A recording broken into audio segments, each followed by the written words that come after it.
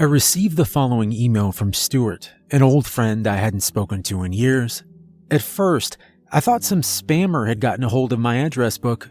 Within a few sentences, however, I knew it was written by Stuart himself. A long and disturbing message followed. To say it worried me would be an understatement. To all contacts from Stuart K. Subject: help. I need to assure you all that this is serious.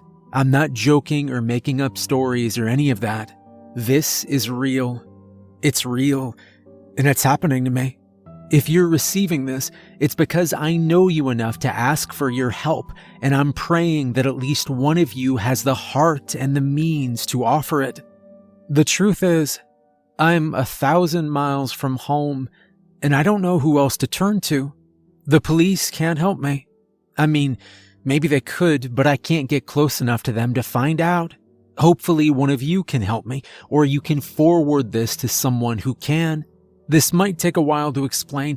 I'm going to give you as much detail as I can so you can understand everything about what's going on, and you can make your own decision from there. Most of you know where I am right now. Danielle and I are in Prague on our honeymoon. Some of you were even at our wedding. God, it already seems like a lifetime ago. I can't believe it's only been 5 days since we celebrated the best day of our lives, and now we're at our lowest point ever. We got to the Czech Republic 4 days ago. The first 2 days in Prague were good. It was a little boring for our taste, so we decided to ask around about any parties that might be going on. Conrad, one of the guys at the hostel, told us he'd seen a party flyer hanging in an internet cafe up the block. Sure enough, we found the flyer he was talking about. It was no bigger than a postcard tacked to the community board, an announcement for some kind of rave. But the problem was, there was no address on it, just a long handwritten website on the back. Danielle wanted to forget the whole thing, but I was still curious. I took the flyer to the girl at the cafe's counter, and I asked her if she knew about it. She said she had no idea, she hadn't even known about the flyer, but that I shouldn't even think of visiting the website without a good VPN. I'm not a computer expert, but I know enough to know what she's talking about. This was darkweb territory, the kind of thing where you don't want anyone knowing who or where you are. I asked her if she knew where I could secure that kind of access, and she told me that for $100 American, she just might. I thought Danielle was going to try and stop me again for sure, but by then she was getting curious herself. So I gave the girl the money, and she brought us to a computer in the back, away from where people could see what we were doing. I know it sounds crazy and stupid and all of those things, just a party. I know that. But we were honestly just looking for some innocent fun on our honeymoon, a little danger before we settle down and get old together. We just had no idea how dangerous things were going to get. After typing in the URL, I logged onto the site. It was fairly simple, yet like no website I'd ever seen. Everything was made up of red letters, even the background and the window frames. All the page had was a story about some guy looking at himself in the mirror and not trusting his own reflection. For a minute, we thought we'd been pranked, possibly by the girl at the internet cafe, tricking us out of $100. But just as we were about to give up, a pop-up appeared on the screen in big red letters. Do you like fun? Yes or no? Danielle and I laughed at the question, but I figured what the hell, and I typed yes into the box. After another minute, the pop-up disappeared and was replaced by another. It was a formal invitation to the greatest party in all the world. Do you accept? Danielle gave me the go-ahead, so I typed yes again. We waited for a few minutes, so long that I thought the computer had frozen, but then a new pop-up appeared. This time it was an address and a reminder to bring our dancing shoes. We left the internet cafe and walked toward where I thought the address might be, stopping to buy some booze on the way so we wouldn't have to trust whatever was on offer at the party. That was my idea, and it made Danielle feel better about what we were doing. The problem was, we couldn't find the address. I asked an old guy closing up a newspaper stand if he knew where it was, but he conveniently didn't know English, or at least pretended not to. We got a little lost after that, and it was starting to get late, so I decided to look up the address on my phone. I didn't like doing it without all the protection we'd had back at the internet cafe, but I figured there wasn't much risk in looking up a simple address on the internet. People do it every day. It turned out to be the location of an old indoor flower market, which seemed like a strange place to have a party. We went there with a lot of hesitation, walking through a few blocks of industrial buildings that were either abandoned or in terrible condition. Danielle doubted we were even in the right place, but then, when we were thinking of turning back, we saw it. The building was about half a block long, concrete, with a massive skylight for a roof. Half the windows were broken, the others too dirty to see through. As we approached, we could hear a big party going on inside, loud music thumping, and so we felt confident enough to hold each other's hand and head inside. The party was immediately wilder than we'd expected. 100 bodies dancing to heavy dance music, all cramped together in the old brick and metal building. Most of them either had too much clothing or not enough. But that wasn't the craziest part. It was the fact that they were all wearing masks. At this point, I was starting to get a little suspicious of Stuart's email. I'd heard stories about those parties, always somewhere in Europe, always full of details about mysterious partiers in strange places. But the thing was, I knew Stuart. As long as it had been since we'd talked, he hadn't changed much from the guy I knew, from what I could tell. And the guy I knew wouldn't make up stories for attention, plain and simple. He might have joked around occasionally, but he pretty much hated pranks, calling them mean-spirited and unfunny. More importantly, in all the time I'd known him, he'd never lied to me or anyone I knew. Not even once. That, and that alone, was the thing that kept me reading on. Stuart's message continued. There were all kinds of masks on these people. Some looked like foxes or dogs or grinning ghouls. Others were more of the Venetian Mardi Gras style, black and gold with glitter and lace. Blocking our way in was a girl in a Japanese demon mask. She wore a white suit with white shoes. She stopped us and asked if we had invitations. I half expected her to sound Japanese, but her accent was distinctly Eastern European, though exactly where she was from I couldn't make out. I didn't know what to say, but then Danielle told her about the website from the flyer. The Japanese demon girl stared at us for what felt like a full minute. Eventually, like a spell had been broken, she handed a mask to each of us. They were white faces, with slits for eyes, and she didn't let us walk past her until we put them on. It's safe to say Danielle and I were weirded out, but as we drifted into the crowd, the loud dance music pumping from speakers somewhere above, we started to get into it. Lights were spinning and strobing, smoke spewed out of machines. The stars twinkled through the broken skylights as we danced and drank and had a good time, looking forward to our new life. I realize this may sound a lot for an email, especially a cry for help, but I'm only telling you this because it was the last good moment we shared together. After a while, the booze was starting to go through me. I asked one of the masked partiers where the bathroom was, and he pointed to a door at the other side of the building. Danielle held my mask and waited for me as I ducked through the rusty metal door, which I learned too late led not to a bathroom, but outside, to a back lot. I tried to turn back, but the door had already closed behind me. The music immediately cut out. Standing in an empty lot overgrown with weeds and loud with crickets, I thought someone had played a trick on me. Then I realized it was probably what people were using for a bathroom, so I stepped carefully into the shoulder-high weeds and I went as quickly as I could. When I was done, I found the door I'd exited from was actually locked and no amount of banging was getting anyone's attention. The most intense panic attack I'd ever felt hit me as I realized what I'd done. I dragged Danielle to an illegal party in some abandoned building on the outskirts of Prague without telling anyone where we'd gone, and then I topped it off by leaving her alone. I ran through that weed-infested lot faster than I'd ever run in my life. The building was half a block long, but it felt like 10. It took me a few minutes of weaving around and tripping over dead brush to clear it, hearing nothing but my own heartbeat the entire time. By the time I made my way around to the front of the building and the empty street it sat on, my lungs were on fire and I was covered in sweat.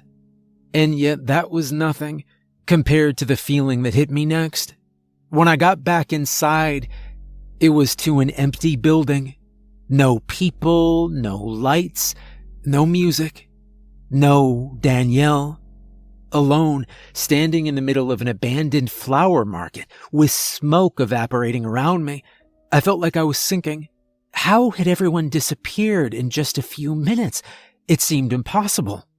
I ran out of the building and back to the empty street, hoping to catch sight of someone running or getting into a car, or even evidence that someone had. But it was just an empty street, full of empty buildings. I had nothing to go on, no one to follow. But then, I got a phone call.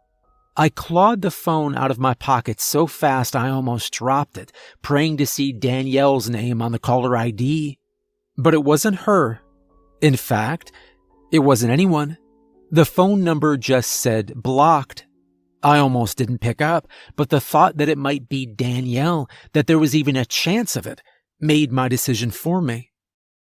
"Hello, Stuart," a deep voice said, sending a chill up my back.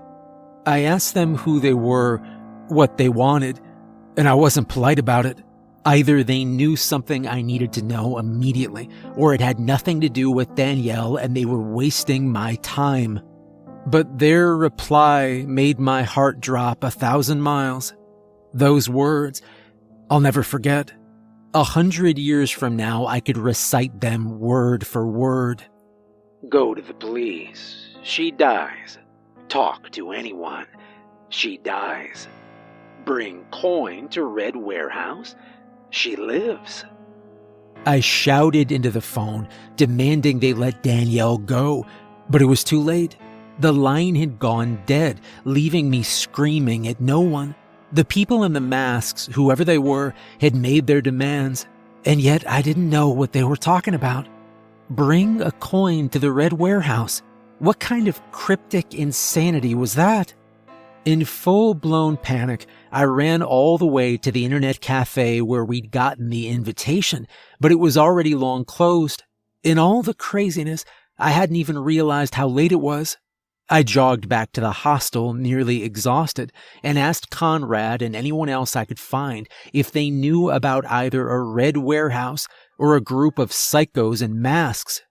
No one had seen a Red Warehouse that they could remember, and absolutely no one said anything about the people in the masks. Like the guy at the newspaper stand, they either didn't know or they pretended not to.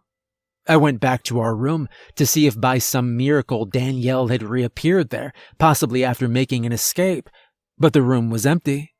Empty, except for one thing. There was a folded-up piece of paper sitting on the bed, which I grabbed and immediately unfolded. It had only 2 words written on it, but they were enough to make my blood go cold. Stop questions. I nearly broke down right then and there. Who were these people, and how was it they seemed to be everywhere? They had to be watching me to know I was asking questions, and yet I'd seen no one. After I'd gathered myself, I pocketed the note. It was the one piece of evidence I had that these people even existed, and I left the hostel. I must have walked around all night searching for a Red Warehouse, for a needle in a haystack.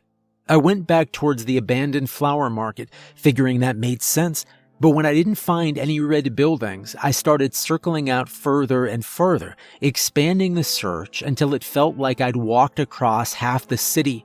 I got more and more desperate as the night went on, picturing all the horrible things they might be doing to Danielle. I even searched on my phone for red warehouses, red buildings, and just plain warehouses, hoping to narrow it down. I swore I was being watched from windows and alleys when my back was turned, but whenever I looked, there was no one there. But when I did it, when I finally found it, I knew right away it was the one I was looking for. It was the kind of place you wouldn't give a second look if you were just passing by, but once you knew to look for it, once you had some clue as to the terrible things happening inside, you couldn't help but notice how wrong it looked. Not a single homeless person or stray dog were anywhere near that building, like they all knew to keep their distance. Even the rats stayed away from that place. Me, I had no choice. I walked through the front door of the red warehouse expecting a guard or a bouncer or something, but found no one there to stop me. I got the feeling they didn't worry much about people trying to get in. The warehouse was old and falling apart, pitch dark, with a ceiling of rusted out girders. It had been built as one big open space, but then cut up into smaller rooms by hand-built walls. Indescribable smells and sounds hit me from every side as I walked through that warehouse, not wanting, but having to look inside the rooms for some sign of Danielle. Even now my mind's struggling to make sense of those images, to the point where I might be combining some of them, not that it matters. It was all one big nightmare. I saw a young girl wearing a baby doll mask.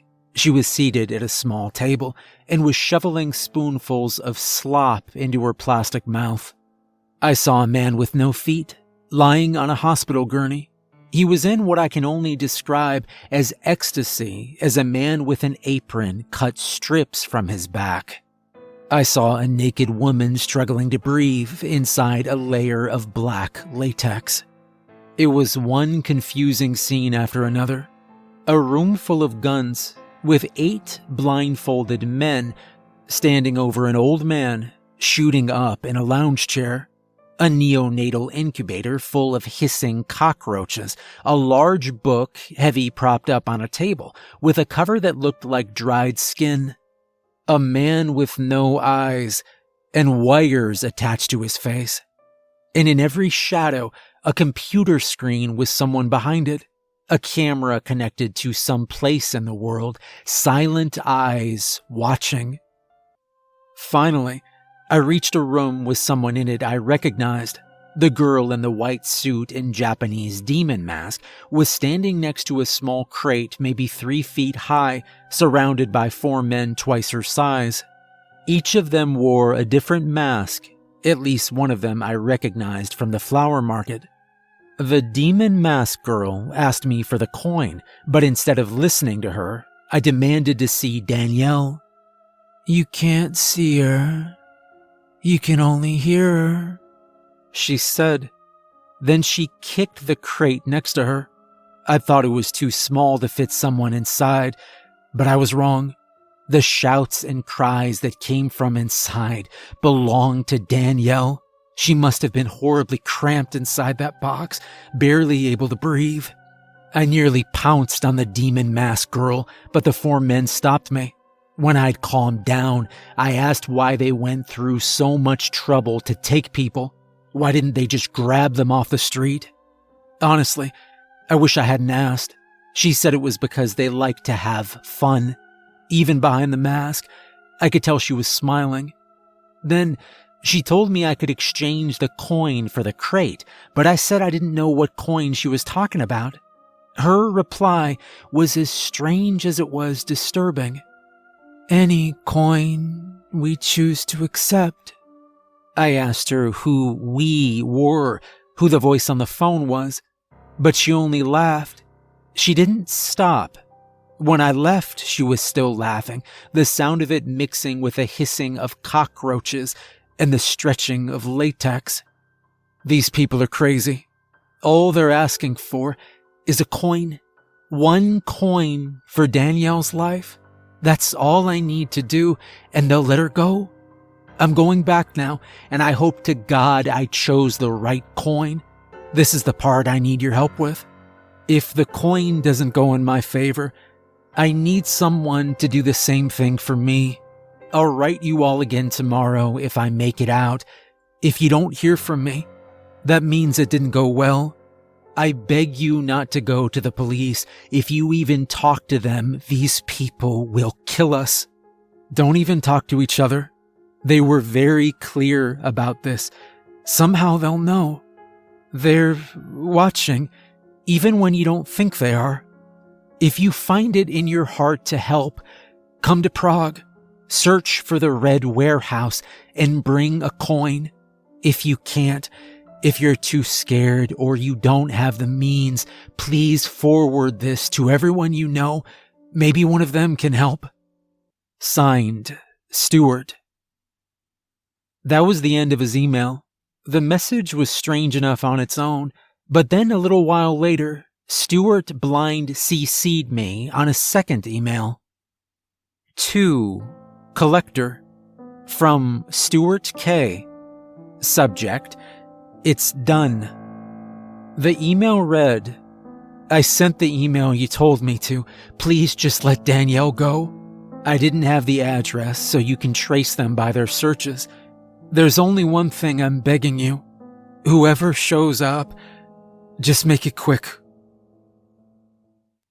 That email seemed like a mistake, an accidental click. If not, then it was a secret cry for help. I deleted the email as fast as I could before anyone found out I'd read it.